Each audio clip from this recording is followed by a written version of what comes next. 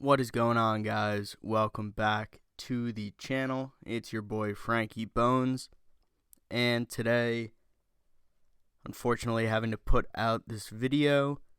Anybody who has been on Call of Duty Twitter or sort of in the Call of Duty world, by now you have probably seen that Scump, aka Seth Abner, has decided to hang up the sticks and retire.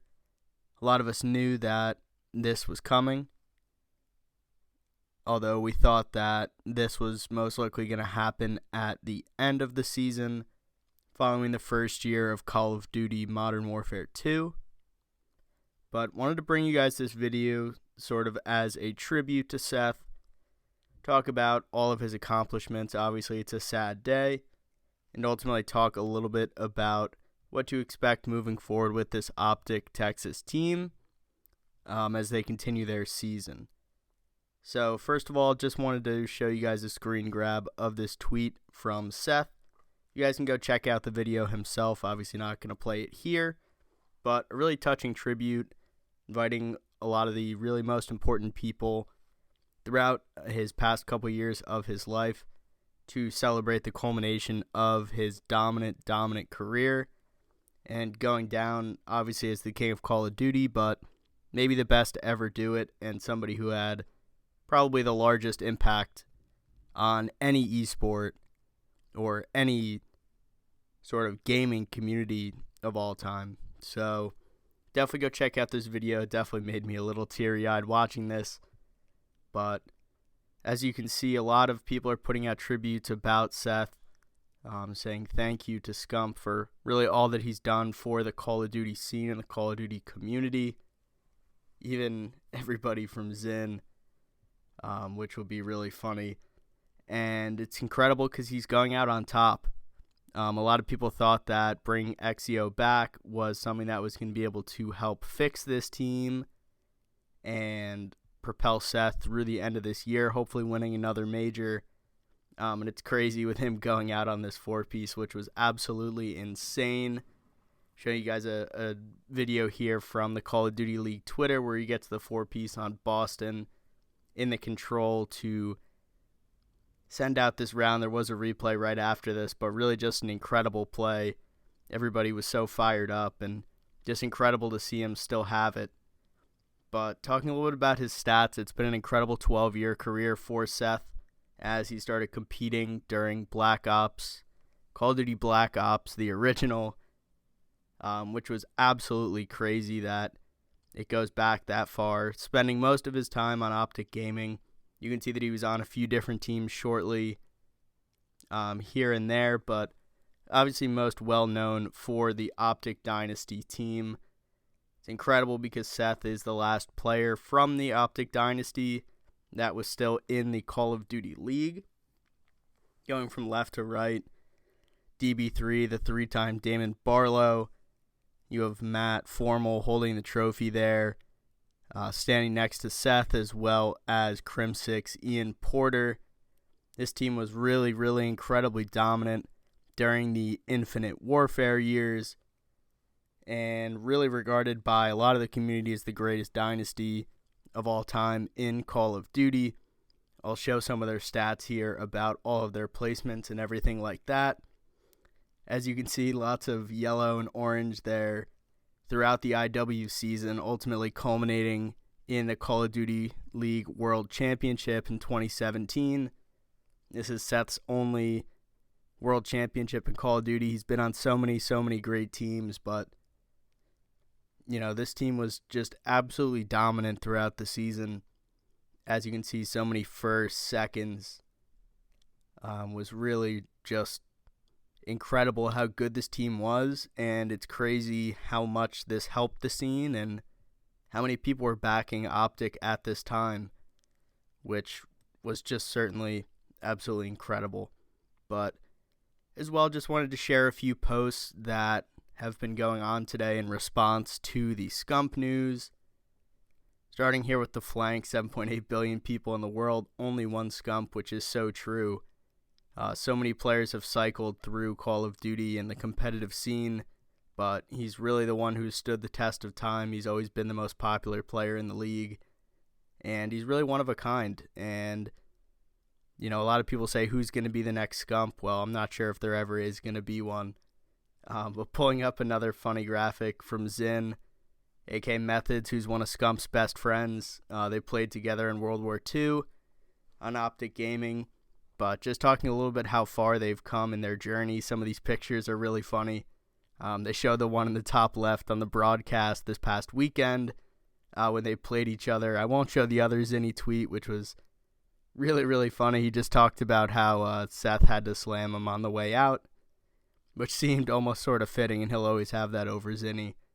But just really cool to see everybody reaching out and sort of showing their tributes to Seth, and just really, again, reminding everybody how important he was to the Call of Duty scene and how much of an impact he made on so many professional players and even people like me watching all of his YouTube videos when he was pub stomping. Obviously, that's not a thing anymore, but really just incredible how many people have been posting about it.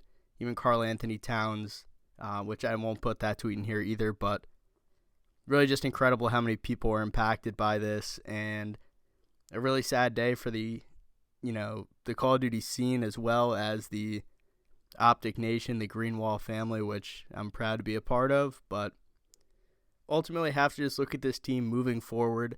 They are going to be bringing Brandon Dashi back onto the team, so he will join the XEO trio. Obviously, there has been a lot that has been said over the past weeks by Dashi, sort of going back and forth with the coach Rambo Ray about ideology on coaching and strategies and things like that. So it'll be very interesting to see how this team fits back together and back into place. But ultimately, I think that this team is going to be fine. Brandon is a professional. He's been with Optic Gaming for just about 5 years of his competitive career. So somewhere that he's really comfortable, and clearly somewhere that he never wanted to leave in the first place. But I think ultimately with the gameplay itself, I think adding in Hook, the Hook and Shotzi duo is really going to help their pacing on the map, which I think is one thing that the team had a lot of difficulties with. And I think, as I said in my initial video, is really going to help this team overall. But I think that there may just be a new understanding that this is sort of the reality. This team has a great opportunity, maybe not this major, but throughout the rest of the year to be able to build up that chemistry and really just sort of play well in this game. I would have a lot of confidence as an Optic fan that this team is going to work out. It is very sad, obviously, that Seth is leaving seemingly at the top of this game. I mean, he dropped to 1.2, just this past weekend. I'm recording this on Tuesday, so, 2 days ago he was absolutely frying and he looked on top of the world. But, I guess we'll have to wait and see to hear about what Seth was sort of going through and ultimately why the decision was made at that time to step away, and why he felt like that was the right decision for both the team and himself and his family. Obviously, just getting engaged with his fiance, his life is certainly changing a lot, and I think that everybody's waiting patiently on the edge of their seat to hear what he has next and sort of waiting on his next word. But moving on to the schedule for this upcoming weekend, Optic Texas only played once this past weekend, so they will have 2 games each of the next 2 weekends, and we'll dive into that a little bit here. So the first matchup that they're going to have on Friday, the 20th, these times a little bit annoying, are in Pacific time, so this match will be at about 4:30. They'll be going up against the Seattle Surge, which is interesting. Obviously, there's been a lot of sort of news and commotion going on around Optic trying to acquire Pred. So obviously this will be a pretty interesting match in terms of sort of where they fit. Seattle's been a really good respawn team, and I think that's where Optic sort of has their best leg. Obviously now they're replacing Seth again. So now they sort of have 2 team members that have been in and out. So they're going to have to work on their S&D as well as their control. luckily for them, Seattle has really, really struggled in the S&D game mode in particular. So I think this could be a winnable match for them. I'm really not sure exactly how this will go. I'm not going to be making predictions in this video, sort of just talking about sort of the news and what to expect moving forward. And then on Saturday, they have a matchup around 6 o'clock going up against the Toronto Ultra. This one is really going to be difficult, guys. I think that Toronto is definitely an S-tier team right now. They definitely have some things to work on in terms of their team, such as search and destroy, but I think, again, that's something that Optic is really working on itself. They did end up winning the Game 5 in search against Boston Breach this past weekend, but I think ultimately this is really going to be a tough task for the Optic Texas team in terms of beating a Toronto team. And then next week, we're not going to talk about that as much, but they're going to have 2 more matches coming up next week. I'm pretty sure that they play the Atlanta FaZe as well as the Paris Legion. Could be wrong on that. But again, 2 more tough matchups. I think Atlanta FaZe, again, is another S-tier team that they're going to have a lot of trouble with. But Paris Legion should be a pretty winnable series for them. We'll see what the team looks like at that point next week in terms of their chemistry and gameplay. But that is going to do it for this video. What I'm going to do here at the end of the video is drop in some videos that I personally took at the New York Major last year during the Vanguard season. Really just emotional looking back and watching those videos today after the news was announced.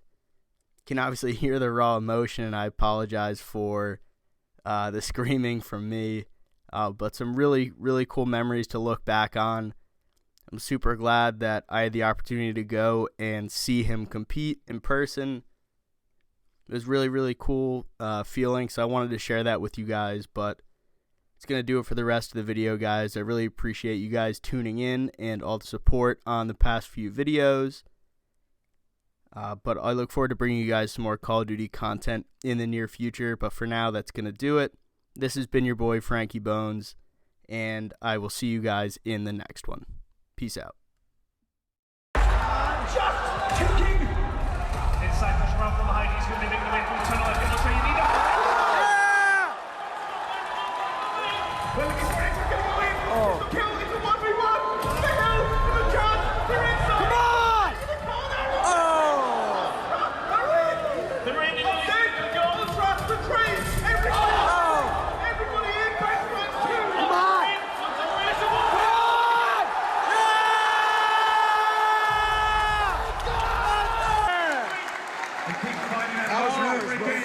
Ultra now has to clutch against Optic. What can they find as everything slows to a crawl? Has we started?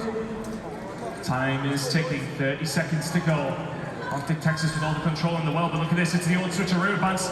He's in trouble, gets out in time. Is he going to check it? Oh no! Can he try to make a difference for it? He finds Billy as well. Now